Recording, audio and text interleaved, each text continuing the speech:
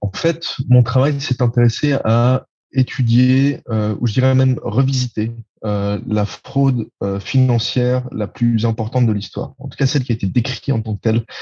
surtout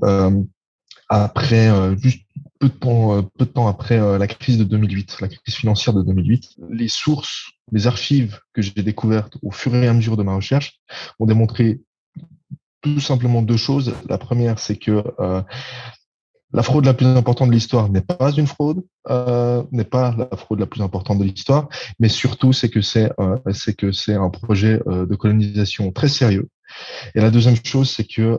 étudier ce cas d'étude qui semble très bizarre, en tout cas d'un point de vue historique, permet finalement de révéler beaucoup de choses, de révéler en tant en tant qu'échec de l'histoire permet de révéler énormément de choses sur l'environnement dans lequel s'inscrit cet événement très particulier.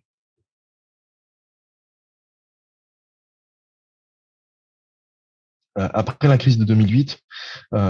surtout beaucoup de médias en fait se sont intéressés à trouver en quelque sorte quels étaient les responsables de la crise de 2008. Et c'est là que toute une série de figures de protagonistes très particuliers ont émergé. Et les plus célèbres étant par exemple Bernie Madoff ou Jérôme Kerviel, qui étaient représentés comme des fraudeurs énormes, comme étant les plus importants de cette crise de 2008. Mais ce qui était intéressant à ce moment-là, c'est que on a commencé à voir émerger des figures historiques aussi de la fraude financière, parce que certains médias, certains journalistes avaient aimé faire des comparaisons entre le présent et le passé, disant tout simplement que lors de la crise de 2008, nous avons eu nos propres fraudeurs, mais il y en a eu par le passé, et il y en a eu par le passé qui étaient beaucoup plus importants, qui avaient des envergures beaucoup plus importantes que celles de 2008. Et c'est là, dans ce contexte-là, qu'on voit émerger l'histoire du Poyet, de ce soi-disant faux État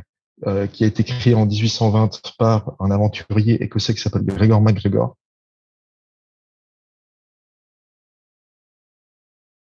Alors finalement, je le décris de manière assez différente de ce qui a été décrit, de ce qui a été fait par le passé. Par le passé, Gregor MacGregor est vraiment décrit comme le fraudeur le plus important de l'histoire, ou un des fraudeurs les plus importants de l'histoire, comme étant celui qui a réussi à créer un faux État, un État imaginaire en Amérique centrale, et qui a vendu des obligations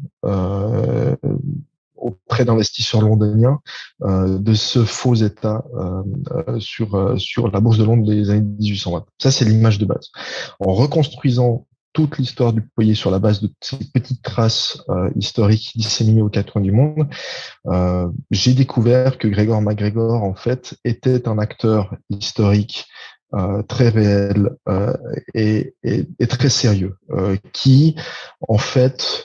avait l'intention d'effectivement créer une colonie en Amérique centrale euh, sur la base d'un accord qui avait été fait avec un roi indigène, le roi des Miskitou en Amérique centrale, et que pour créer cette colonie privée toute nouvelle, il lui fallait des fonds, il lui fallait des capitaux qu'il en fait est simplement allé chercher à Londres, là où Londres qui à ce moment-là devenait le centre financier international par excellence, sur un marché très particulier, celui de la dette latino-américaine.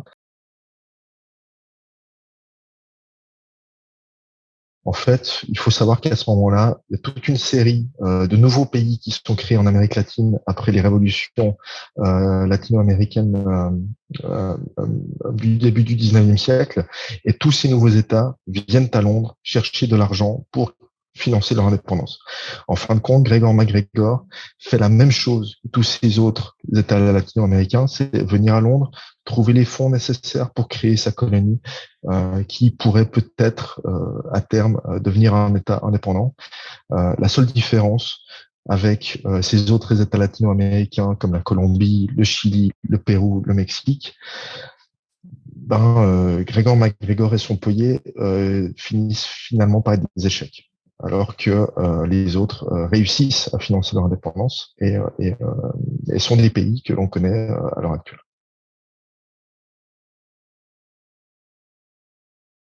Une des raisons pourquoi Poyer est un échec fulgurant, c'est parce que Poyer est lui-même victime d'une fraude, dans le sens où l'endroit où devait se trouver Poyer, en Amérique centrale, faisait déjà l'objet de certaines tentatives et de certaines entreprises d'exploitation par d'autres colons privés dans la région qui étaient notamment intéressés à exploiter l'acajou dans cette région. Et en fait, ces colons-là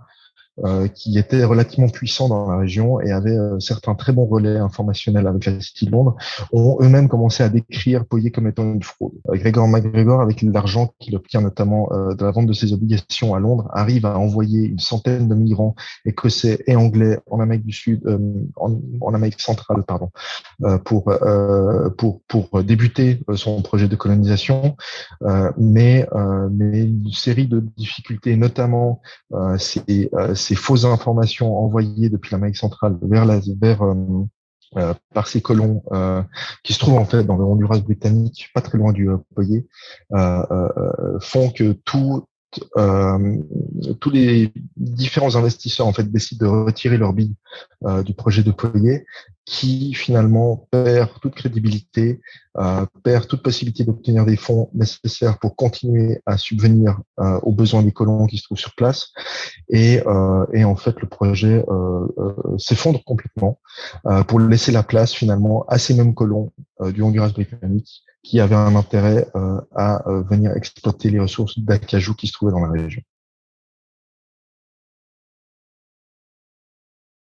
Le point de départ, c'est déconstruire la narration. C'est déconstruire la narration de la fraude. Et de là, commencer à aller chercher toutes les différentes traces qui permettent de faire ce travail de déconstruction et voir ce que ce travail de déconstruction m'explique et me révèle en fait des particularités non seulement de la finance internationale au début du 19e siècle, en étudiant cette fois non pas un vainqueur de la finance internationale,